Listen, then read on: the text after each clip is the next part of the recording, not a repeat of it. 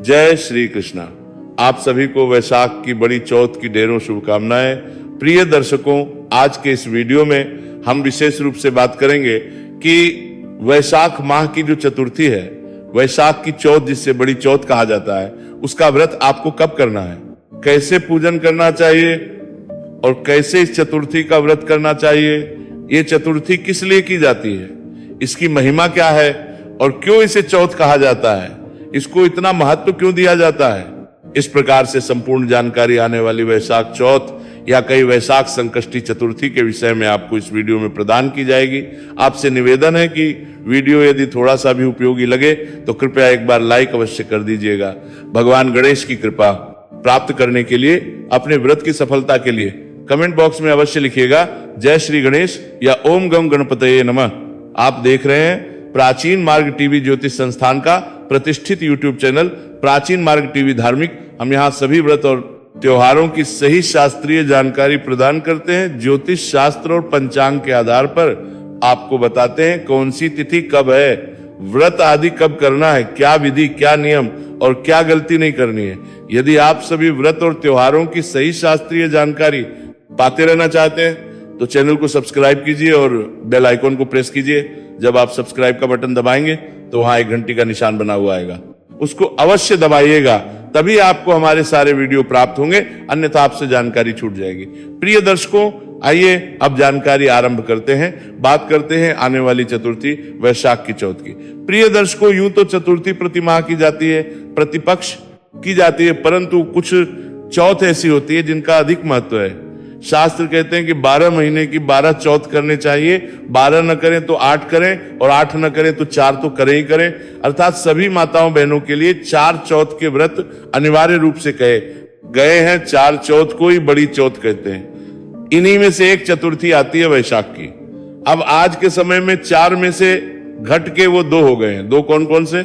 एक जो कार्तिक आश्विन में आती है जिसे हम करवा चौथ के नाम से जानते हैं, और दूसरी जो माघी चौथ जिसे हम सकट चौथ के नाम से भी जानते हैं। ये 2 चतुर्थी हैं जो अधिकतर लोग करते हैं, परंतु आज भी ये प्रासंगिक है कि हमें 4 चौथ, 4 जो बड़े महीने हैं उनको करना चाहिए। चतुर्थी देती क्या है? चतुर्थी का व्रत संतान की लंबी आयु के लिए किया जाता है, संतान के अच्छे वैभव, अच्छे करियर के लिए किया जाता है कि उसका सौभाग्य जागृत हो। भगवान गणेश घर में रिद्धि सिद्धि दे, धन दे, संपत्ति दे, सफलता दे, सुखी जीवन दे, वैवाहिक जीवन दे।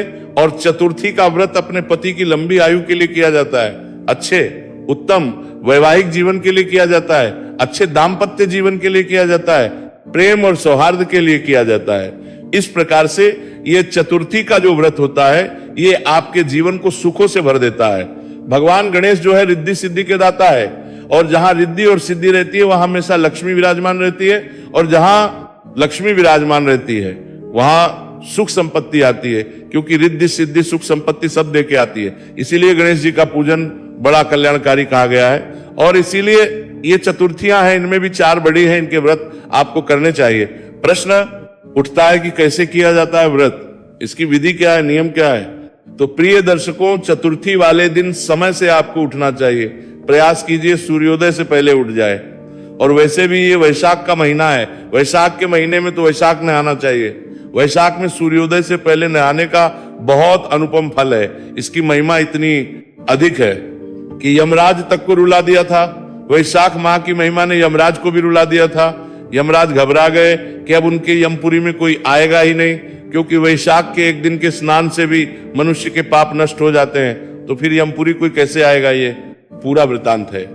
मैंने आपको अलग से एक वीडियो बना के रिकॉर्ड किया है शास्त्रीय जानकारी के साथ कि कहाँ पूरा वर्णन है, ये किस पुराण में, उसको अवश्य देखिए, लाभ लीजिए वैशाख का।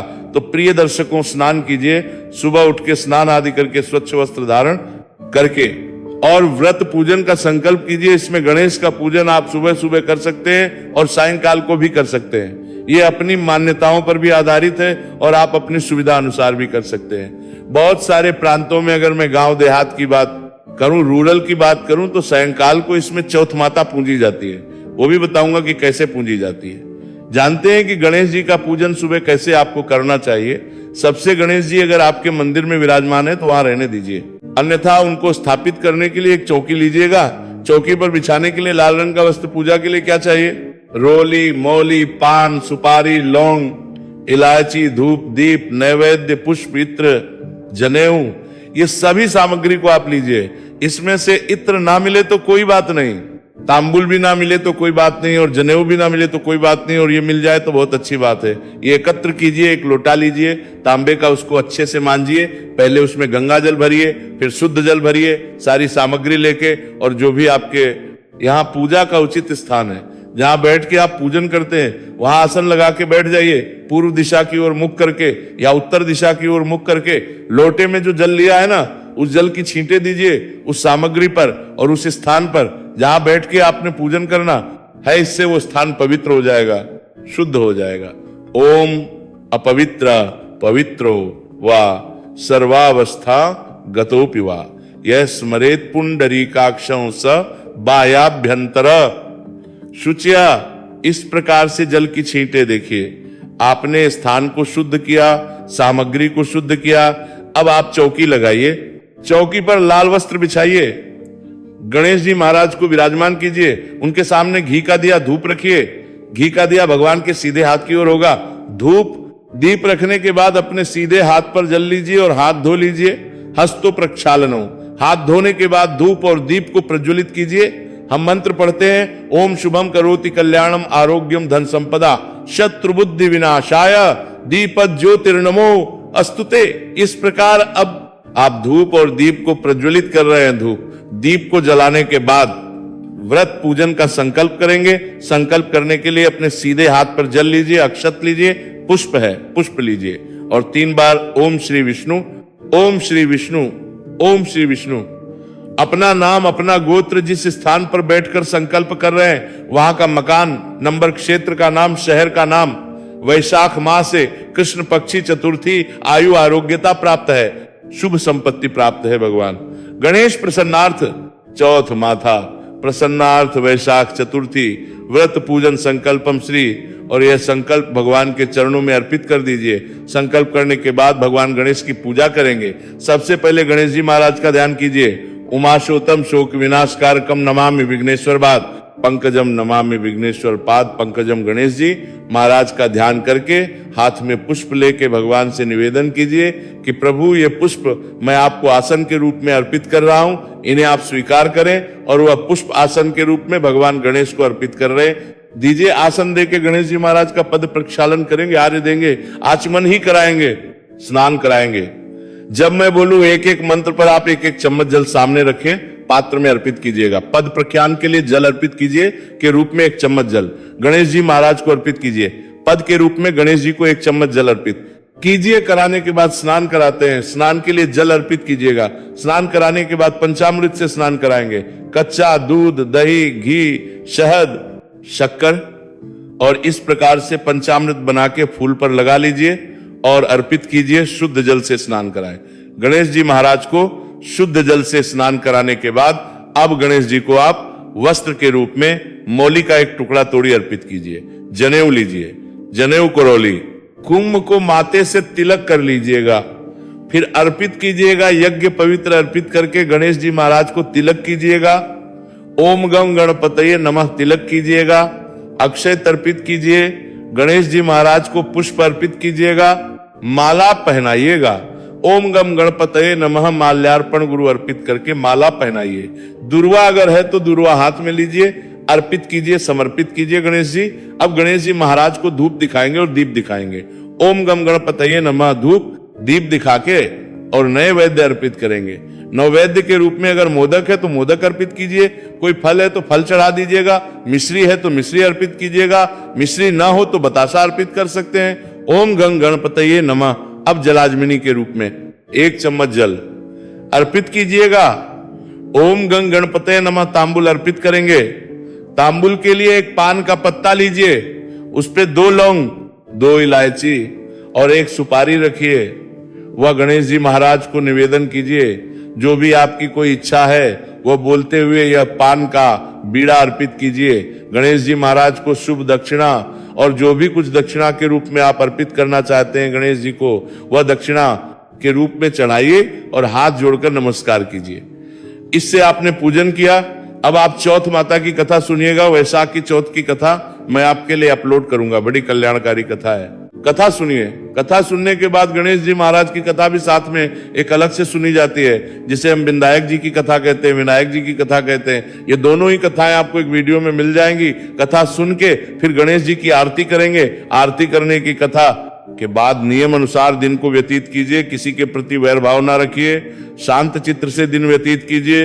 इसी के साथ अपशब्दों का प्रयोग ना कीजिए। कथा जब आप सुन रहे हैं ना, तो लोटा जल का सामने रखा होगा, हाथ में आपने कुछ अक्षत लेने हैं, चावल लेने हैं या गेहूं लेने। कथा सुनने के बाद उसमें से कुछ गेहूं या चावल लोटे में डाल देने, बाकी आप अपने जो भी आपने वस्त्र पहने उसके पल्लू में बांध लीजिए। अगर चुन्नी है तो चुन्नी और साड़ी है तो साड़ी के पल्लू में दो। अभी यहाँ पे प्रथाएं चलती है कि सुबह आपने कथा सुनी है तो कुछ प्रांतों में सुबह कथा सुन के जल सूर्य को दे दिया जाता है और शाम को चौथ माता की पूजा करके फिर अलग से लोटे से जल चंद्रमा को दिया जाता है। और कुछ प्रांतों में इसी जल को संभाल के रखा जाता है और शाम को चंद्रमा को जल दिया जाता है। ये आप अपनी प्रथा के अनुसार कर सकते हैं। इस प्रकार से सुबह की पूजा हो गई, आपकी कथा आदि हो गई, आपकी अब सायंकाल को चौथ माता की पूजा की जाती है। इसमें एक मानव आकृति बनाई जाती है, दीवार पर कहीं भी चित्र वो बनाया जाता है। एक और उसको भोग अर्पित किया जाता है, अग्नि पर भोग लगाया जाता है। चौथ माता के सामने बैठ के फिर कथा की जाती है और तदुपरांत चंद्रमा उदय हो चुका होता है तो चंद्रमा को अर्घ्य देकर व्रत को खोल लिया जाता है। यही नियम है चतुर्थी व्रत का और यही उत्तम नियम है। आपने सुबह गणेश पूजन कर लिया है, आपके यहाँ चौथ माता की पूजा शाम को नहीं होती है तो बहुत उत्तम है, कोई दोष नहीं है उसमें। ये प्रथाओं पर आधारित है। क्या है कि पहले बहुत सारे प्रांतों में, बहुत सारे कबीरों में आरंभ में देवी पूजी जाती थी, तो देवी के रूप में चौथ माता को पूजा जाता था।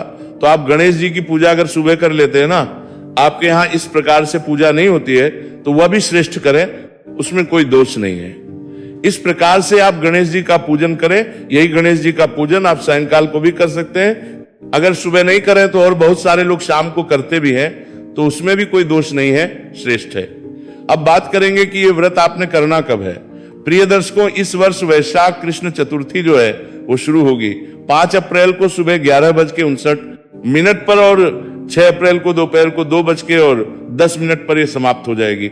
ऐसे में वधिया तिथि मान के अनुसार चतुर्थी है 6 अप्रैल को, परंतु चौथ का जो व्रत है ना, वो चंद्रमा के अर्घ्य देकर खोला जाता है।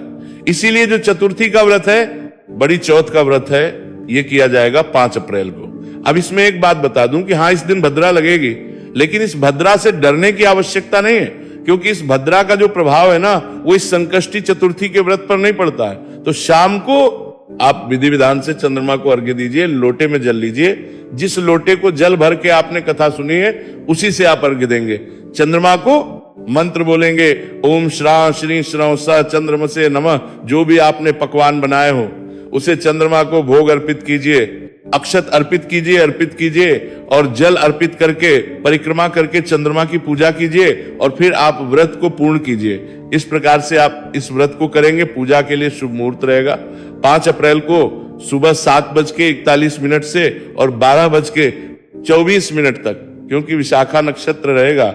बहुत ही कल्याणकारी है, ये लाभ और उन्नति मुहूर्त है। इसकी हम बात करें तो सुबह 9:15 से और 10:50 तक ये रहेगा। वहीं अमृत योग जो होता है वो 10:50 से और 12:24 तक रहेगी। वैशाख संकष्टी चतुर्थी, या ये कहें कि वैशाख की बड़ी चौथ के दिन जो चंद्रमा का उदय रहेगा वो रात को 9:58 पर होगा। ये दिल्ली के अनुसार मैंने समय बताया है। यदि आप अपने क्षेत्र के अनुसार जानना चाहते हैं, अपने शहर का समय जानना चाहते हैं, तो कमेंट बॉक्स में लिख के पूछ लीजिएगा। भगवान गणेश आपका व्रत सफल करें। जय श्री गणेश।